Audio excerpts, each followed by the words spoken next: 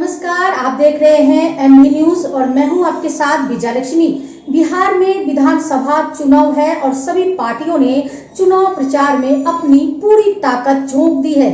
इसी कड़ी में आज हम बात करेंगे रामगढ़ विधानसभा सीट के बारे में, जहां पर 5 बार राजद का कब्जा रहा है, मगर 2015 के विधानसभा चुनाव में राजद की यहां पर हार हो गई थी। इस बार राजद ने सुधाकर सिंह को यहां से प्रत्याशी बनाया है। सुधाकर सिंह से बात की हमारे संवाददाता ब्रजेश कुमार तिवारी ने।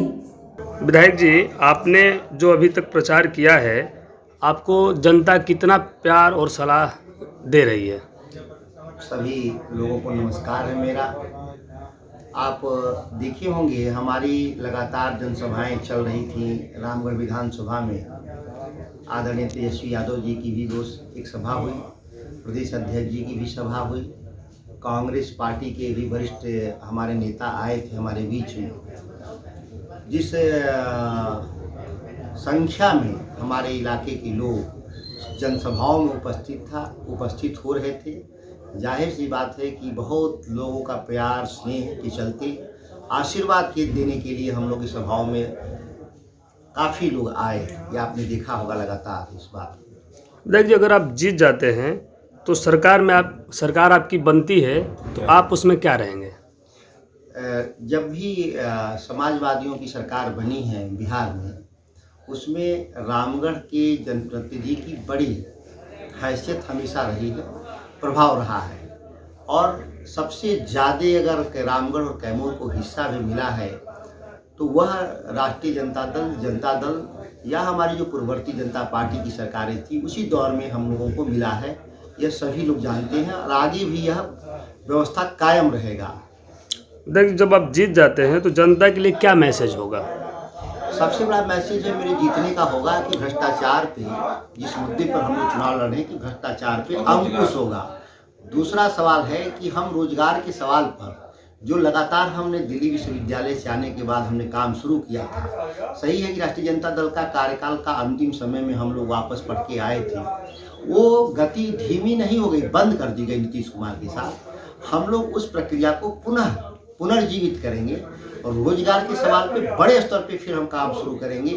तब और अब में अंतर ये है कि मैं अभी उस समय जब आया था 2002 में, तो मैं अभी रामगढ़ को समझ रहा था और हमारी 2004 में सरकार चली गई। आज हम यहीं 20 साल से हैं लगभग इस इलाके में, तो उस काम को हम और तेजी से आगे बढ़ाएंगे। तो आपके पिताजी पूर्व मंत्री भी रहे हैं, चाचा जी भी रहे हैं, बिजली और पानी के लिए, किसानों के लिए बहुत प्रतिबद्ध रहे हैं, तो आप क्या करेंगे? इस प्रतिबद्धता को जो लोग महसूस किए होंगे बिजली और पानी के सवाल पर, कि मैं लगातार संघर्ष किया हूं और कभी भी किसानों के सवाल पर, शायद कैमूर में तो मैं अकेला ऐसा हूं जो किसानों के सवाल पे बाकायदा कई धरना और प्रदर्शन आंदोलन मैंने किया है, आज से नहीं शुरू से ही। और उसी आंदोलनों के परिणाम स्वरूप FCI की बिहार में खरीद सेंटर शुरू हुए थे, वो बड़ा आंदोलन था हम लोग का। आगे भी हम लोग देखे होंगे गेहूँ धान कटाई में सरकार ने हार्वेस्टर को बंद कर दिया था, उस पर भी आंदोलन करके हम लोगों ने चालू कराया। अभी किसान बिल आया है जो भारत सरकार ने, उसके खिलाफ भी हम लोगों ने बड़े स्तर पे ट्रैक्टरों के साथ एक जुलूस निकाल करके हमने विरोध प्रदर्शन किया था। तो इस सवाल में हमारी प्रतिबद्धता है कि ये कृषि प्रधान इलाका है और किसानी के ही आधार पे यहाँ रोजगार भी है, व्यवसाय भी है। अगर ये किसानी नहीं है तो फिर व्यवसाय और रोजगार भी नहीं है। यहाँ बाजार निर्मित ही होता है इसी आधार पर कि हमारे कृषि क्षेत्र में जो क्रांतिकारी बदलाव है, उस बदलाव को हम आगे ले जाएं। जी, इसमें युवा बेरोजगार जो हैं वो आपको बहुत पसंद कर रहे हैं, इस पे क्या कहेंगे? देखिए, हमारे से ज़्यादा हमारे नेतृत्व को पसंद कर रहे हैं युवा बेरोजगार जो हैं। जो पिछली नीतीश कुमार की जो सरकार थी, जो हमारे सरकारी पदों को जो दबा के रखी थी, और मैं बार बार कह रहा था कि 10 लाख ही हम नहीं रोजगार देंगे, यह 10 लाख वो हैं जो पहले से खाली है और हमारी आबादी के अनुपात में जितने लोगों की आवश्यकता है उसके हिसाब से हम पद का सृजन करेंगे अलग से, और लगभग वह 10 लाख का 2 गुना होगा। और आपने देखा होगा कि पहले तो नीतीश कुमार ने और भाजपा ने कहा कि 10 लाख नौकरी कहाँ से मिलेगी, फिर यही लोग कहे कि 19 लाख देंगे हम। मैं भी वही कह रहा हूँ, 19 लाख नहीं, इससे ज़्यादा हम सक्षम हैं, लेकिन यह अपराधी हैं, कि हमारे इस राज्य के नौजवानों को नौकरी, सरकारी नौकरी से वंचित रखा डबल इंजन की सरकार नीतीश कुमार और सुशील कुमार मोदी। इसके लिए अपराधियों, गुनाहगार हैं, जनता दंड देगी इनको और हमारे आदरणीय तेजस्वी यादव जी के नेतृत्व में बिहार में सरकार बनाने का काम करेगी। और सबसे ज़्यादा फायदा उसका रामगढ़ विधानसभा को इसलिए होगा कि हमारे पास शैक्षणिक संस्थान अन्यों के मुकाबले ज़्यादा है और जो जिनको फिजिकल के आधार पे जिनको बहाली होगी, अन्य इलाकों के मुकाबले ज़्यादा हमारे पास स्टेडियम और फील्ड हैं जहां बच्चे ज़्यादा प्रैक्टिस करते हैं। तो हमारे लोगों की ज़्यादा तादाद में रोजगार का अवसर मिलना चाहिए और मिलेगा भी।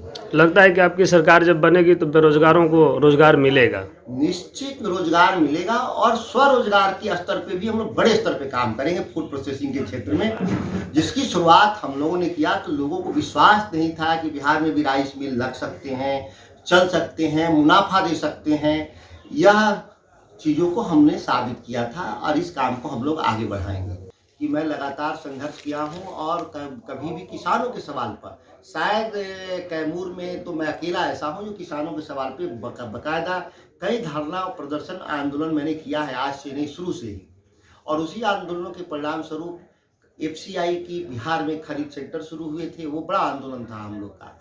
आगे भी हम लोग देखे होंगे गेहूँ कटाई में सरकार ने हार्वेस्टर को बंद कर दिया था, उस पर भी आंदोलन करके हम लोगों ने चालू कराया। अभी किसान बिल आया है जो भारत सरकार ने, उसके खिलाफ भी हम लोगों ने बड़े स्तर पे ट्रैक्टरों के साथ एक जुलूस निकाल करके हमने विरोध प्रदर्शन किया था। तो इस सवाल में हमारी प्रतिबद्धता है कि ये कृषि प्रधान इलाका है और किसानी के ही आधार पे यहाँ रोजगार भी है, व्यवसाय भी है। अगर ये किसानी नहीं है तो फिर व्यवसाय और रोजगार भी नहीं है। यहाँ बाजार निर्मित ही होता है इसी आधार पर कि हमारे कृषि क्षेत्र में जो क्रांतिकारी बदलाव है उस बदलाव को हम आगे ले जाएं। जी, इसमें युवा बेरोजगार जो हैं वो आपको बहुत पसंद कर रहे हैं, इस पे क्या कहेंगे? देखिए, हमारे से ज़्यादा हमारे नेतृत्व को पसंद कर रहे हैं युवा बेरोजगार जो हैं। जो पिछली नीतीश कुमार की जो सरकार थी, जो हमारे सरकारी पदों को जो दबा के रखी थी, और मैं बार बार कह रहा था कि 10 लाख ही हम नहीं रोजगार देंगे, यह 10 लाख वो हैं जो पहले से खाली हैं और हमारी आबादी के अनुपात में जितने लोगों की आवश्यकता है उसके हिसाब से हम पद का सृजन करेंगे अलग से, और लगभग वह 10 लाख का 2 गुना होगा। और आपने देखा होगा कि पहले तो नीतीश कुमार ने और भाजपा ने कहा कि 10 लाख नौकरी कहाँ से मिलेगी, फिर यही लोग कहे कि 19 लाख देंगे हम। मैं भी वही कह रहा हूँ, 19 लाख नहीं, इससे ज़्यादा हम सक्षम हैं। लेकिन यह अपराधी हैं कि हमारे इस राज्य के नौजवानों को नौकरी, सरकारी नौकरी से वंचित रखा डबल इंजन की सरकार नीतीश कुमार और सुशील कुमार मोदी।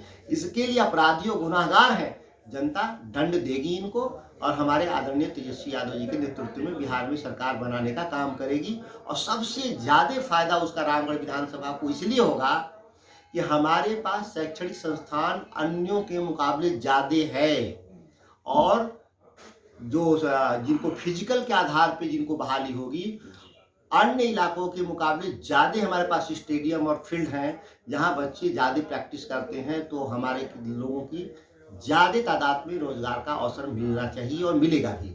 लगता है कि आपकी सरकार जब बनेगी तो बेरोजगारों को रोजगार मिलेगा? निश्चित रोजगार मिलेगा और स्वरोजगार के स्तर पे भी हम लोग बड़े स्तर पे काम करेंगे फूड प्रोसेसिंग के क्षेत्र में। रामगढ़ विधानसभा सीट पर यादव, मुस्लिम, राजपूत, रविदास मतदाता किसी उम्मीदवार के भविष्य का फैसला करते आए हैं। इस बार कुल 2.70 लाख मतदाता वोट डालेंगे। राजद प्रत्याशी सुधाकर सिंह ने इस बार बेरोजगारी का मुद्दा उठाया है। साथ ही उन्होंने अपने परिवार की छवि को बरकरार रखने की बात भी कही है। अब देखने वाली बात है कि लोगों को कितना प्रभावित कर पाते हैं। बने रहिए MB न्यूज के साथ।